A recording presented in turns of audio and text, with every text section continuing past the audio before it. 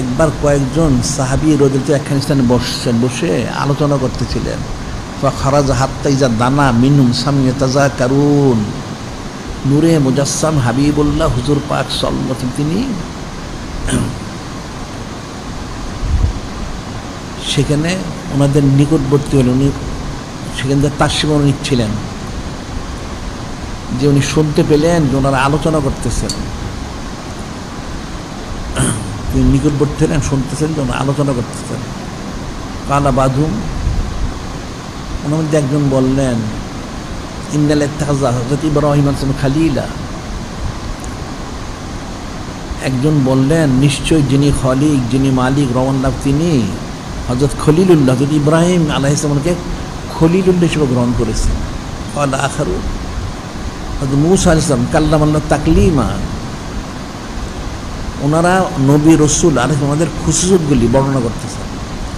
আরেকজন বললেন, যিনি খালিক, যিনি মালিক, রওয়ান্লাহ তিনি হযরত কালিমুল্লাহ আলাইহিস সালাম, মূসা কালিম, ওনার সাথে কথা বলছেন।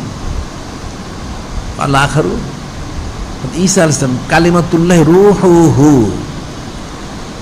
আরেকজন বললেন হযরত ঈসা আলাইহিস সালাম তিনি আল্লাহ, ওনার কালেমা এবং ওনার রূহ ওনার অন্তর্ভুক্ত। সুবহানাল্লাহ সাল্লাল্লাহু আলাইহি ওয়াসাল্লাম। ক্বালা আখারু হযরত আদম আলাইহিস সালাম ইস্তাগফিরুল্লাহ তাআলা। আরেকজন বললেন, যিনি হযরত আবুল বাশার সফিউল্লাহ সালাম, হযরত আদম আলাইহিস সালাম ওনাকে যিনি খলিক, যিনি মালিক, আল্লাহ পাক উনি ওনার কুদরতি হাত মোবারকে সৃষ্টি করে ওনাকে মনোনীত করেছেন। সুবহানাল্লাহ সাল্লাল্লাহু আলাইহি ওয়াসাল্লাম।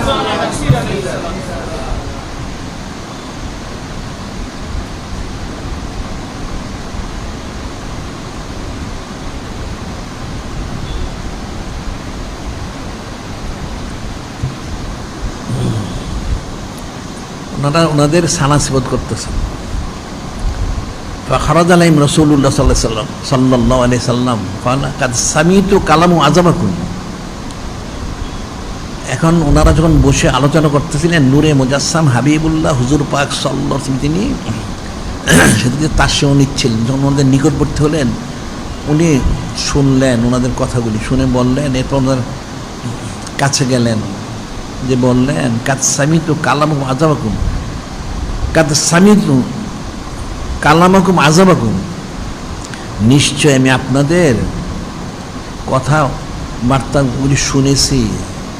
আপনারা যে নবী রসুল আলাইহিস আমাদের সানাসিবত করে আশ্চর্য হয়েছেন, বিস্ময় প্রকাশ করেছেন, সেটা আমি বুঝতে পেরেছি।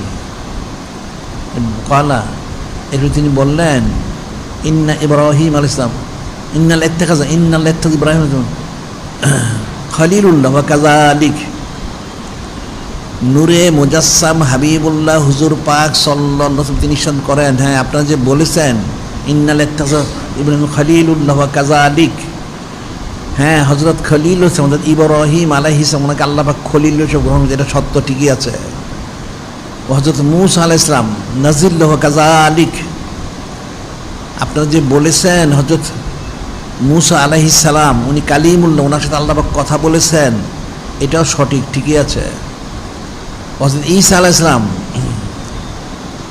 রূহুহু ওয়া কালিমাতুহু ওয়া হুয়া কাযালিক, আবার আপনি যে বলেছেন হযরত ঈসা আলাইহিস সালাম তিনি আল্লাহ পাক ওনার কালেমা এবং রূহ মুবারক, এটাও ঠিকই আছে। ক্বালা হযরত আদম আলাইহিস সালাম ইস্তাগফিরুল্লাহ তাআলা ওয়া কাযালিক, আপনারা যে বলেছেন হযরত আবুল বাশার সফিউল্লাহ আলাইহিস সালাম তিনি অর্থাৎ আদম আলাইহিস সালাম তিনি ওনাকে আল্লাহ পাক মনোনীত করেছেন, এটাও ঠিক আছে। এটা বলে বলেন, আলা আপনারা সাবধান হয়ে যান, সকলে সতর্ক হয়ে যান। আলা ওয়ানা হাবিবুল্লাহ ওয়ালা ফাকর, সমস্ত সৃষ্টি আপনারা সাবধান হন, সতর্ক হন। আমি হচ্ছে যিনি খালিক, যিনি মালিক, আল্লাহ ওনার হাবিব, আমার কিন্তু কোনো ফকর নেই। সুবহানাল্লাহি সাল্লাল্লাহু আলাইহি সাল্লাম।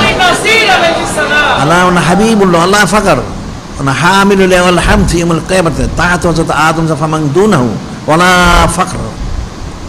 আরও আপনারা জেনে রাখুন, কিয়ামতের দিন প্রশংসার পতাকা আমার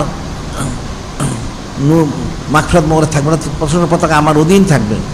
আমার অধীনের মধ্যেই হযরত আবুল বাশার সফিউল্লাহ থেকে শুরু করে সমস্ত সৃষ্টি ওনারা আমার অধীনে থাকবেন। সুবহানাল্লাহ, সাল্লাল্লাহু আলাইহি ওয়াসাল্লাম। ওয়ালা ফাকর, এই জন্য আমার কিন্তু কোনো ফকর নেই। আনা আউয়ালুশ শাফিঈন ওয়াল মুশাফফাইন ইয়াউমুল কিয়ামাত ওয়ালা ফাকর। আরো জেনে রাখুন,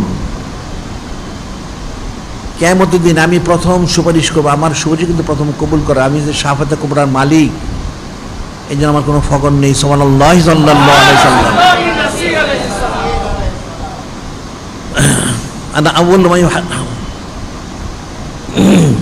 মা ইউহাররিকু হালকাল জান্নাহ বাবাল জান্নাহ ফাইফতাউল্লাহু লি ফাইফতাউল্লাহু লি ফাইদখুলুনিহা মা ইয়াফকারুল মুমিনিন ওয়ালা ফাকর। আনা আউয়ালু মা ইউহাররিকু বাবাল জান্নাহ হালকাল জান্নাহ, আমি প্রথম জান্নাতের দরজায় করা নাড়ব। স্বয়ং যিনি খলিক, যিনি মানু আল্লাহ, তিনি ফাইফতাউল্লাহু লি, আমার জন্য দরজা খুলে দিবেন। সুবহানাল্লাহ, সাল্লাল্লাহু আলাইহি ওয়াসাল্লাম। ফাইদখুলুনিহা ওয়া মা ইয়াফকারুল মুমিন, স্বয়ং যিনি খলিক, যিনি মানু আল্লাহ, তিনি আমাকে, আমার সাথে মুমিন মুসলমান ওদেরকে সহ আমাকে জান্নাতে প্রবেশ করবেন। এই জন্য আমার কোনো ফকর নেই। সুবহানাল্লাহ, সাল্লাল্লাহু আলাইহি ওয়াসাল্লাম। আন আকরামুল আউয়ালিন ওয়াল আখিরিন আলাল্লাহি ওয়ালা ফাকর। আপনারা জেনে রাখুন, আমি সৃষ্টির শুরু থেকে সমস্ত কায়নাতের মধ্যে সবচাইতে বেশি আমি সম্মানিত। সুবহানাল্লাহ, সাল্লাল্লাহু আলাইহি ওয়াসাল্লাম। আমার কোনো ফকর নেই। ফিরাতে নুখরা না কয়েদুল মুরসালিন, আনা খাতামুন নবীন, আনা সাইয়্যিদুল মুরসালিন ওয়ালা ফাকর। আমি সমস্ত নবী রাসূল আমাদের কয়েদ, আমি সাইয়্যিদ, আমি শেষ, এই জন্য আমার কোনো ফকর নেই। সুবহানাল্লাহ, সাল্লাল্লাহু আলাইহি ওয়াসাল্লাম। অর্থাৎ হাকিকত আমি হচ্ছে কিবলা, সমস্ত সৃষ্টি কিবলা মোবারক আমি, এই জন্য আমার কোনো ফকর নেই। তাহলে ওনার দিকে কতটুকু রুজু থাকতে হবে যে আমরা সঈদ ও সৈয়দুল শিব জারি করলাম এখানে অনন্তকাল। যিনি খলিক, যিনি মালিক আল্লাহ, তিনি করে যাচ্ছেন, তিনি স্বয়ং নিজেই রুজু হয়ে রয়েছেন, সমস্ত ফেরেশতার সঙ্গে রুজু করে দিয়েছেন। এখন সমস্ত সৃষ্টিকে বলতে তোমরা রুজু হয়ে যাও। এখন কীভাবে রুজু হবে? ও রুজু হওয়ার জন্যই সঈদ ও সৈয়দুল শিব পালন করতে হবে। অনন্তকাল ওনার সানাসিবত, কীভাবে সানাসিবত করবে, কতটুকু করবে? এখন সেটা, এখন একটা মানুষ যদি ঘুমায় থাকে, সে কী করে সানাসিবত করবে? ওজু ইস্তেঞ্জা যখন করে তাহলে কী করে সানাসিবত করবে? ব্যবসায় চাকরি করতে গেলে কী করে সানাসিবত করবে? কী করে সে রুজু থাকবে? উনি তো কিবলা সব অবস্থায়। একটা চোখের পলক দিতে হলে সেখানে রুজু থাকতে হবে, কীভাবে দিবে সে রুজু থাকবে? উনি তো কিবলা, সমস্ত কায়না, সমস্ত সৃষ্টির কিবলা।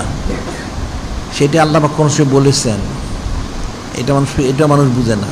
কি বলেছেন?